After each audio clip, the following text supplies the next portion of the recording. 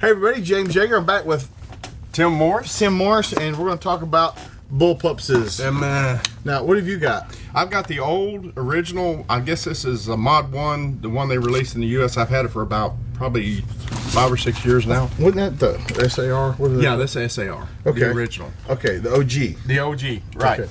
And when I was looking at him, you told me to get X95. X95. Okay. So what's up? He wanted to do this video. I don't even know what we're going to talk about. So we're going to talk about changes they made from the original. I know you guys all know about this, but just my take on some of the changes they've made.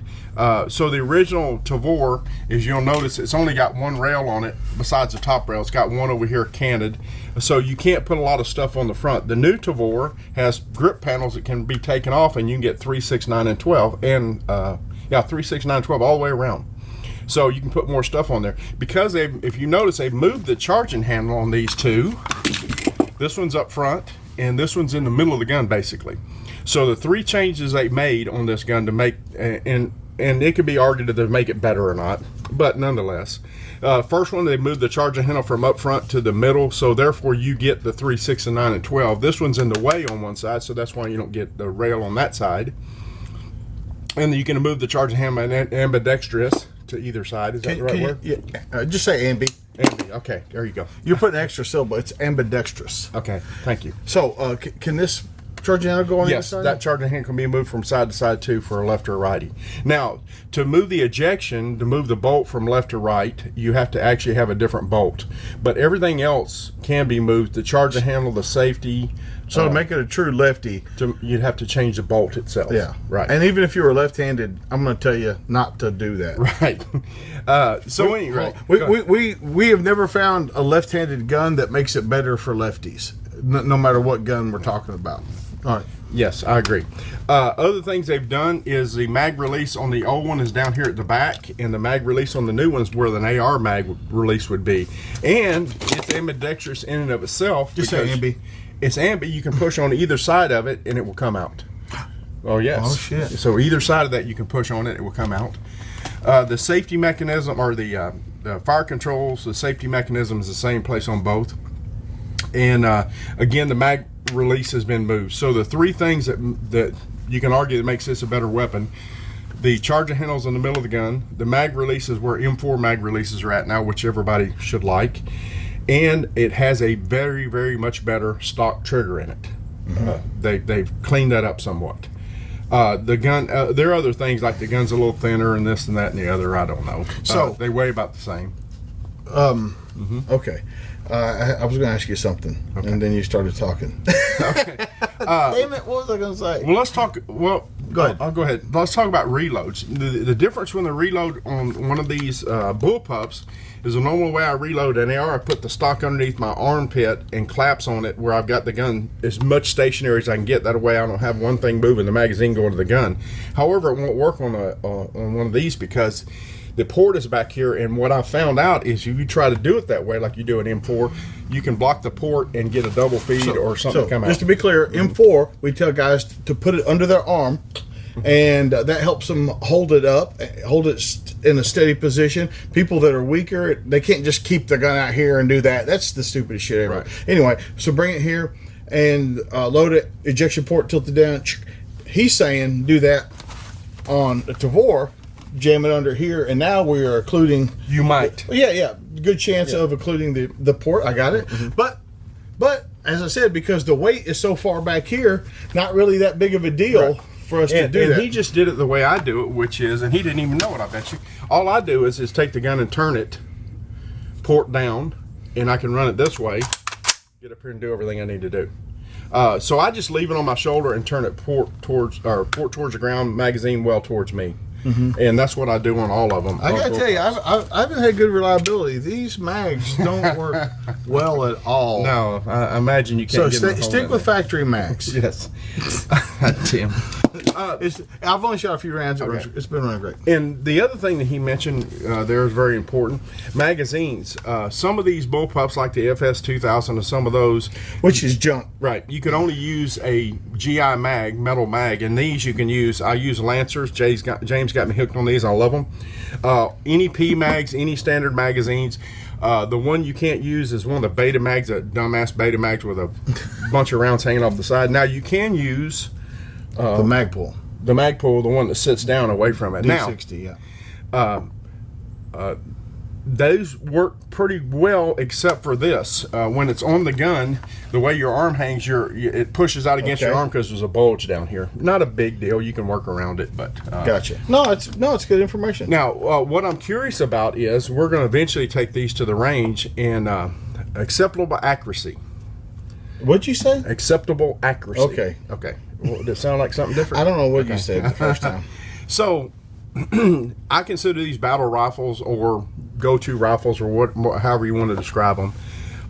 So what's the level of accuracy do I need? And my take on it is anything under 4 MOA, 300 yards. I'm not going to be shooting anybody 300 yards. I'm not in the military anymore. So, well, what the U.S. military defines as acceptable accuracy for an M4 is a 4 MOA group. So if it shoots bigger than 4 MOA, they say that gun is out of service. So like if it shoots a 3 3/4 MOA group, like for instance 3.75 inches group at 100, then that's within military standards. Right. So that's the way I look at these as well, and they will do that. This one right here, my original one, I probably have somewhere in the neighborhood of 4,000 rounds through it now. Jay would love this. It's got rust on it. So at any rate, it's been well used, and it will hold under 2 inches with 55 grain, do you know what the twist is in these? 1 in 7. Okay. It's a hard. Both barrels are hard. He knows a lot about it. I should have just let him do the videos. They're hard hammer forwards. Both of these are 16.5. You mean cold hammer forwards? Cold. Yeah, that's it. Screwed me up. Yeah, cold hammer forwards. 1 in 7 twists, 16.5 inch barrels, and you get them in 18 as well. I like them. James, we've had a running. I can't believe this. We've had a running discussion about these things. Argument. No, I wouldn't say it. We don't argue. I told you I'd fire you if I saw that. That wasn't an argument. That was just a boss telling an employee. No, you guys got to understand. As I said in the first one, they've been junk. And people say, "What about the AUG?" I said in the first video, all of them are junk except these. And I'm not a shill for IMI, IWI. I don't work for them. They didn't give me a check. They did send this rifle, but and there are strings attached to everything. I get it, but I don't owe them a damn thing. And I'm not gonna lie for anybody. And so my thing is, like, they just, not these bullpups didn't work. We started with the Bushmaster, remember, back in the day. Yeah. Woo! Anyway, and then have you seen the Juggernauts where they put the M14 in the bullpup check? Yeah, oh my God, just junk, up to and including the AUG. I don't know why people get mad at me about the AUG, like the donut sight and all that stuff. I don't care, junk. And the FN, what is it? The 2000? FS2000. Junk. Yeah. Junk. Oh, that's a big piece of junk. And they made it in 308, and that's an even bigger piece of junk. Right. So I said it in the first video, and people kept asking. I said all the other ones are junk, and they'd say, well, what about the Kel-Tec RFB? Junk. Yeah. Like I'd say all the rest of them are junk. They go, what about this one? Well, that's one of the rest of them, ain't it? Like if I say everything but this one is junk, that means if you have one of the other ones, I just called it junk. Right, and he's been fair and consistent with this because he did say to me one time, I don't want to ever see it on my range again.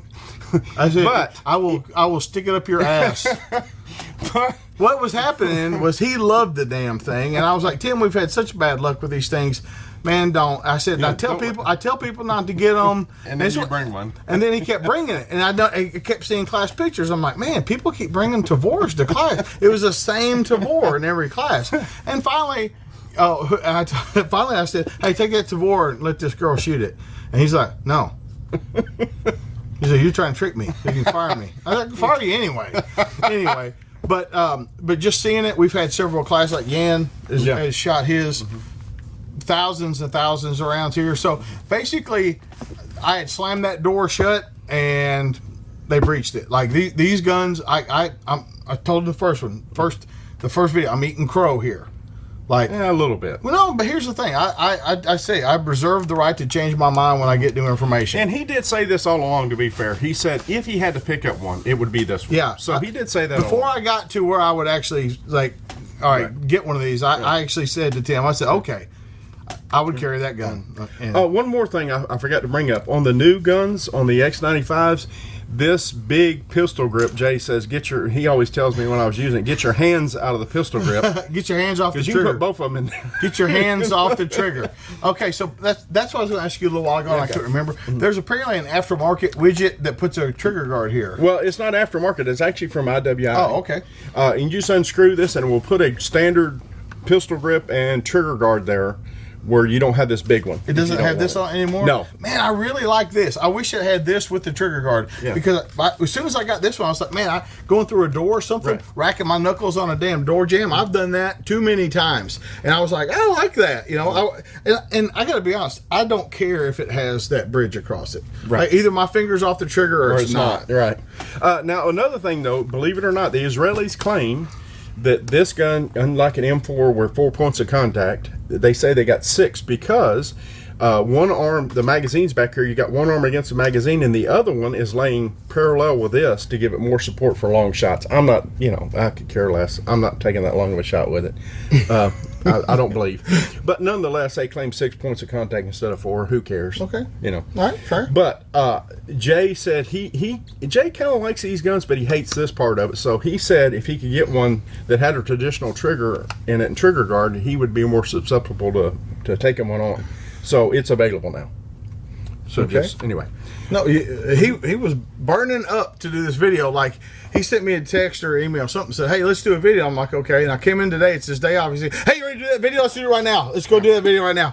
Well, it's hot on my mind, and my mind's not very good anymore, so I may lose it Oh, tomorrow. shit. You're as good as you ever were. It's not that good. Holy but shit. You're as good as you ever were. Wow. So what else, Tim? Like, we went through that kind of, or you went through that kind of fast. What else? I want to get both of these out on the range and shoot them. I know up until now, all of them have been reliable. At least the Tavors have been, like we said.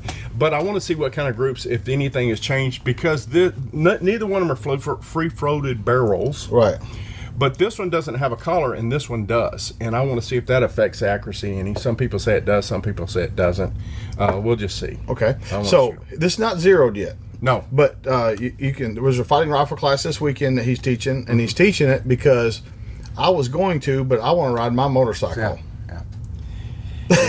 So you can take this if you want, and if you guys want to try to get it zeroed, or whatever. Let's at least do that. Lewis is going to help me, so one of the other. If one of the students wants to shoot it or whatever, you know. See if we can put some rounds through it. So we will report back. Is there anything else? Nope. We'll report back, and we're going to get out the range. We'll shoot both of these, same ammo, see what kind of group we can get out of them. But this has been fun, and it's generated a lot of people like, oh my God, the coronavirus and riots, and James Jagger's got a Tavor, like, bullpup. The world's ending. Yes. We got Tim Morrison, James Jagger for that response, reminding you that your responsibility to be ready for the fight, and it's coming, never ends.